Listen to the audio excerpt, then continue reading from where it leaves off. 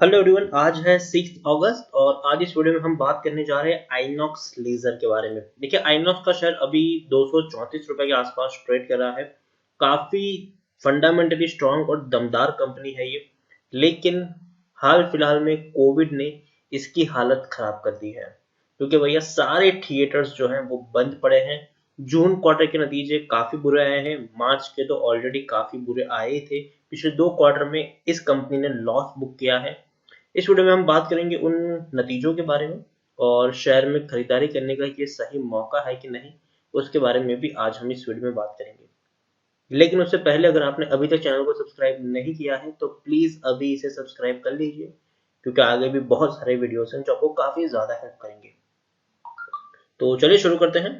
तो जैसे कि आप देख सकते हैं कि आइनॉक्स का शेयर अभी 234 रुपए के आसपास ट्रेड कर रहा है। पिछले एक महीने की हम बात करें तो एक महीने में शेयर जहां था वहीं पर आया है, लेकिन इस बीच काफी ज्यादा उठा पटक भी देखने को मिली है।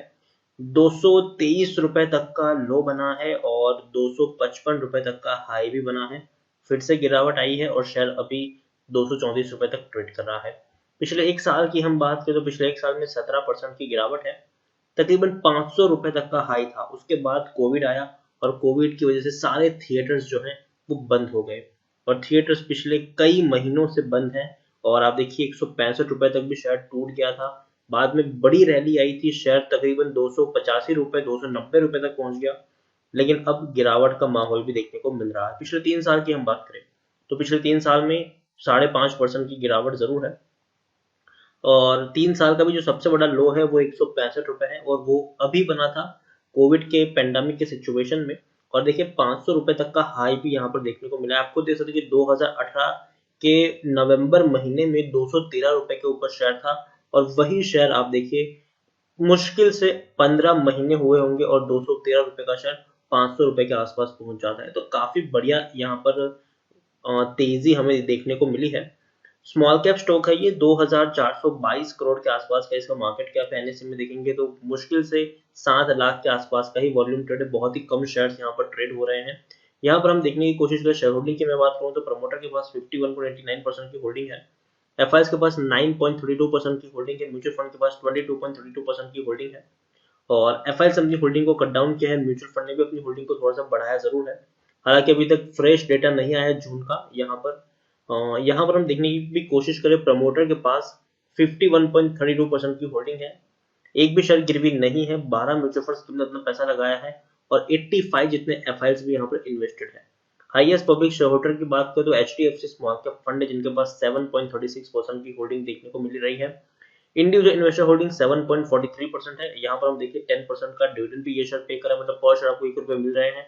और पिछले साल नवंबर महीने में इन्होंने ये डिविडेंड पे किया था। आइनॉक्स की अगर हम यहाँ पर देखने की कोशिश करें तो आप देख सकते हैं कि टेक्निकल रेटिंग अभी भी कुछ खास अच्छी नहीं है, क्योंकि कोविड के जो केसेस हैं वो हर रोज 40 से 50 हजार बढ़ रहे हैं। तो ऐसी सिचुएशन में थिएटर्स को खोलना बहुत ही बड़ा चैलेंजेस है। और कोविड के जो केस हैं वो शहर में काफी तेजी से फैल रहे हैं। बड़े बड़े शहरों में केस जो है वो ज्यादा देखने को मिल रहे हैं। चाहे वो अगर हम बात करने जाए मुंबई की बात करें, पुणे की बात करें, चाहे हम अहमदाबाद की बात करें, तो बड़े बड़े शहर में जो केसेस है, इवन बेंगलोर में भी अगर हम देखें तो बहुत सारे केसेस हो चुके हैं। तो बड़े शहरों में कोविड के केसेस बहुत ज्यादा हो चुके हैं। तो ऐसे सिचुएशन में बहुत ही ज्यादा मुश्किल हो रहा है थिएटर्स को खोलना, क्योंकि अगर थिएटर्स खुलेंगे तो भीड़ इकट्ठा होगी और भीड़ इकट्ठा होगी तो जैसे कि सिचुएशन देखने को मिल रही है कि हालात बद से बदतर भी हो सकते हैं। आप देखिए 35% लोग खरीदने की बात करें, according to Moneycontrol user 35% लोग खरीदने की बात करें, जबकि 53% लोगों का ये पॉइंट ऑफ व्यू है कि बेच कर एग्जिट कर लो। 12% लोग हालांकि होल्ड करने की नसीहत भी दे रहे हैं। उसके अलावा अगर हम यहाँ पर देखने की कोशिश करें तो आप देखिए जून में कंपनी ने लॉस हुआ है, कोई पैसा नहीं कमाया है, कोई इनकम नहीं है जून, क्योंकि पूरा जून क्वार्टर जो था वो लॉकडाउन में गुजरा है। पूरा का पूरा जून क्वार्टर लॉकडाउन में गुजरा है। और इनकी वजह से आप देखिए जो कंपनी की टोटल इनकम 500 करोड़ से भी ज्यादा हुआ करती थी, उसने मुश्किल से 3 करोड़ भी नहीं कमाए हैं। पूरे जून क्वार्टर में मुश्किल से 3 करोड़ रुपए भी इसने नहीं कमाए हैं। और यही वजह है कि अभी अगर हम बात करें तो काफी बड़ी क्राइसिस से ये गुजर रहा है। उसके अलावा आप देखिए नुकसान हुआ है इनको 73-74 करोड़ का इनको लॉस हुआ है जून क्वार्टर में, जबकि मार्च क्वार्टर में 82 करोड़ का लॉस था।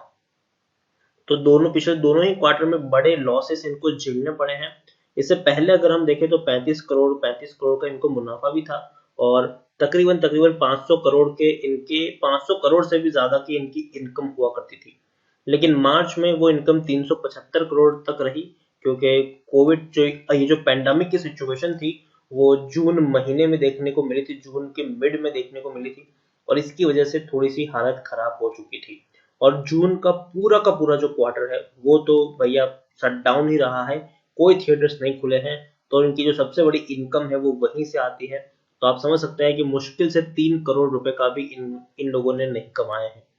तो यही एक वजह है कि अभी अगर हम देखें तो ये सिचुएशन अगर और ज्यादा आगे बढ़ती है तो इन कंपनियों के लिए बहुत बड़ी मुसीबत पैदा हो सकती है।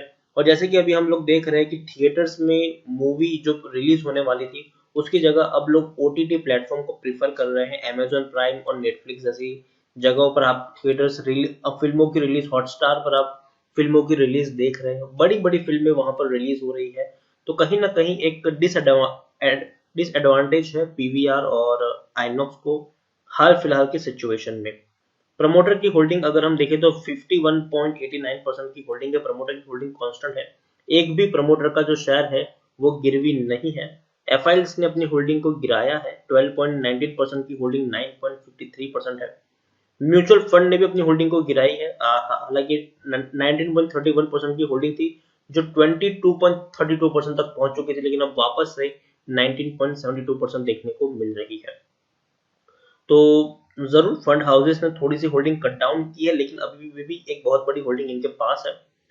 देखिए आइनॉक्स की अगर मैं बात करूं तो जिस तरीके से अभी की सिचुएशन में है उसमें ये शेयर उतना प्रिफरेबल नहीं है, लेकिन हाँ जिस दिन वैक्सीन आ गई, जिस दिन इसकी कोई दवा आ गई, याद रखिए ये शेयर सबसे पहले दौड़ना शुरू करेगा और ऐसे बड़े लेवल पर पहुंचेगा कि पैसा आपका डबल कर देगा। लेकिन तब तक जो गिरावट है वो तो कंटिन्यू रहेगी ही रहेगी।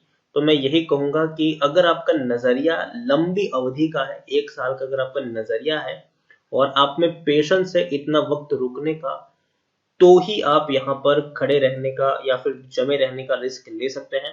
और यहाँ से अगर थोड़ी सी गिरावट आती भी है तो खरीदारी थोड़ी सी, मतलब 200 रुपए से सस्ते प्राइस पर अगर ये शेयर आपको मिल सकता है तो ही मैं आपको खरीदने की सलाह दूंगा, क्योंकि मुझे लगता है कि शायद थोड़ी और फर्दर गिरावट आ सकती है।